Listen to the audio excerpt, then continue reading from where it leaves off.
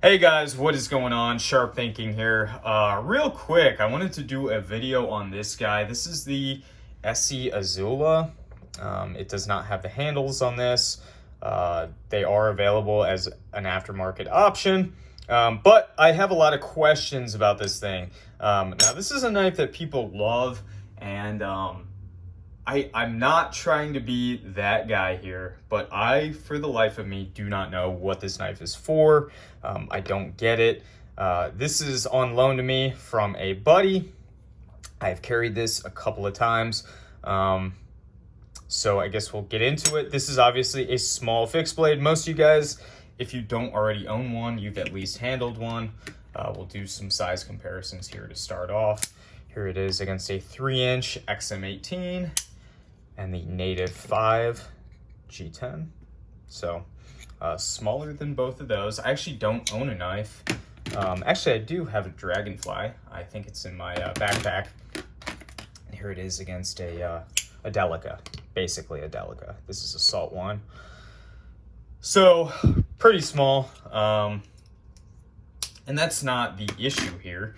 I think that a small fixed blade is a very viable option. However, it has to be usable in the capacity that a small fixed blade would be used for, which is a highly controlled, you're not going to be batoning and prying stuff with this because you have very little leverage. You don't have enough blade length to span a log that you would want to use for firewood anyway. Enough that you could even impact the tip here to drive it through. So I don't know. It's very thick behind the edge. It feels about the same as an SE6. Up here it does get a little thinner down here, and you can see that in the flare of the bevel, which I have some remaining Sharpie on because I did touch this guy up. But interesting knife. Due to the handle design, I don't feel like you have a ton of control over it. It tends to shift in your hand. And I don't want to sound like I'm just complaining about this. The blade shape I love. I love the handle shape. I do know that they make these with a scale, but I think that kind of reduces what this design is for, and that is being a very minimalistic and easy to hide or carry fixed blade. But when you look at the thickness difference between these two, you have a very slim knife here, but yet your sheath is quite thick. I mean, thicker than, what's a pretty thick folding knife? About the same thickness as an MSI, including the clip. So you kind of lose that in the sheath. I don't know. To me, it's sort of an odd design, and I understand a lot of people really like this. I've watched videos from people, not anybody who I was super familiar with, but they raved about this. And when I kind of look at this and use it for cutting and stuff like that, I am not following quite what this is for. The grind is nice. Having a nice full flat on something like this is great. I just wish that this was super thin behind the edge and maybe in a different steel with a much better heat treat. So ESEE, as I mentioned, does have a lifetime no questions asked warranty, and this requires them to make major sacrifices so that their company is still profitable.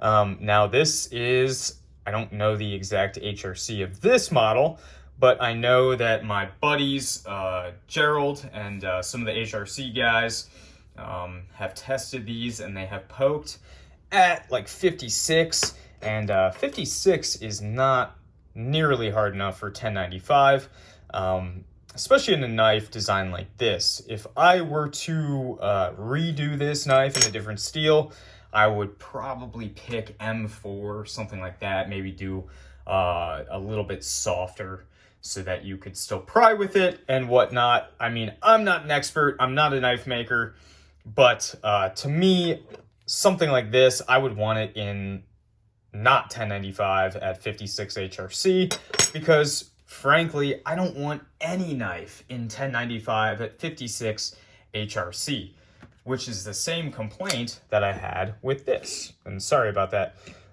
camera bump there. I love this knife. I've been carrying this guy for months on end. I can't break it. However, it doesn't hold an edge all that well. And that is not because of the steel. It's because of the heat treat. It's 154 cm, probably around the same Rockwell as this guy. And it just does not perform. It's annoying. I mean, it's easy to sharpen. It is something that can be readily maintained in the field if you needed to. And when you do longer trips, you're pretty much guaranteed to need to field maintain in order to keep your knife sharp. Now, I don't want to just drag this thing through this whole video. I think it has a lot of good traits about it. This is a knife where if it had flat, very thin G10 or micarta scales, I think it would do the knife a lot better. Just if we could at least match the thickness of the knife with the sheath. And I don't have the micarta scales that they sell for this, so I don't know their exact thickness, but I think if you were to get this knife, that would be the way to go. Unless you absolutely need the most lightweight knife, in which case I would probably recommend getting a different sheath, and that might be an option. I know some Tops knives, they will sell you without a sheath, just because they assume that you're going to want a different one. But yeah, I don't know. Very conflicting design in my opinion, and yeah, I don't want this to be such a negative video. I feel like maybe I'm missing something, or I don't understand what this is for. And that's really the point I'm trying to make. If you guys use it and you love it, please let me know in the comments. If there's something that I'm not aware of that you feel like I should know about this, please let me know in the comments. But for now, I am not a huge fan of this guy. And yeah, I do understand that it's a USA made fixed blade, comes in at $60. So, you know, what can we expect for that? Not all that much, but yeah, it's just, to me, a lifetime warranty on something like this means nothing, because while it is a great shape and the handle design is so simple and elegant that if it had scales, I would be in love with it. It's just not, it doesn't make sense to me. Like, I don't care about the warranty because I don't like the knife.